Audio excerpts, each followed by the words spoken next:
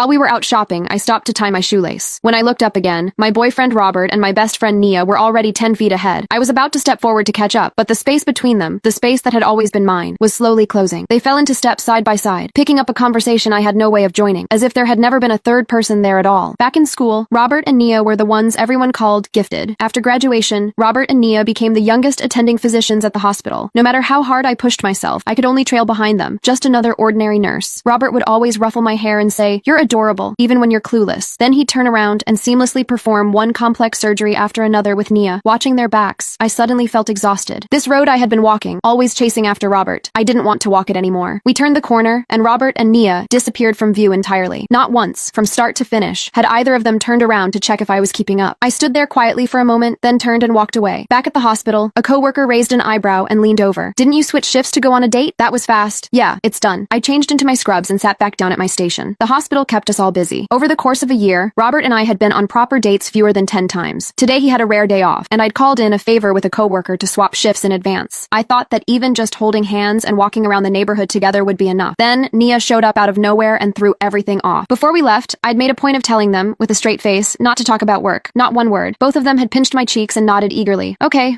we get it. But halfway through dinner, someone brought it up, and before long the two of them were going back and forth about patient cases. I sat there beside them, pushing rice around my plate. I don't even remember when the check was paid. Then the landline at the nurse's station rang, snapping me back. My coworker had already picked up. A car accident up north. Several people were being rushed into the ER. I was about to text Robert when a message from him came through first. Patient came in. Nia and I are heading back to the hospital. I turned the screen off and sat there, blank. He still hadn't asked, not even once, where I had gone. After my last procedure of the day, I ran into Robert in the hallway. He looked worn out. I kept my eyes straight ahead and didn't fall into my usual habit of fussing over him. But the moment we crossed paths, he caught my wrist. He buried his face in the curve of my neck, a habit of his. "What's wrong? Don't recognize your own boyfriend?" Every time he came home after a long shift, he'd do this. Said it was how he recharged. My mind told me to pull away, but there was a dull ache spreading through my chest that I couldn't explain. It had taken me 3 years to go from quietly loving Robert to actually standing by his side. The day we got together, someone in our cohort immediately started a side bet on how long we'd last, because honestly, the gap between us was hard to ignore. Robert had been at the top of his class every single year. Me? Since elementary school, I'd had teachers point fingers in my face and call me stupid. The one who'd stepped in front of me with open arms back then was Nia. I knew I wasn't the smart one. I always needed Robert's patience and Nia's encouragement just to keep going, so even though I had made up my mind, the moment he leaned in close, all that resentment I had been holding on to began quietly dissolving. We sat together in an empty stairwell. It was a rare moment alone. In the silence, Robert finally spoke. "Maya? Yeah? Can you try to act a little more mature from now on?" I blinked, caught off guard. After a long pause, I slowly turned to look at him. "What?" His eyes were closed. His voice was flat. "The way you talk about the weather. This afternoon you disappeared without saying a word. You had Nia and me worried sick. We both finally had a day off. Even if you don't care about me, you could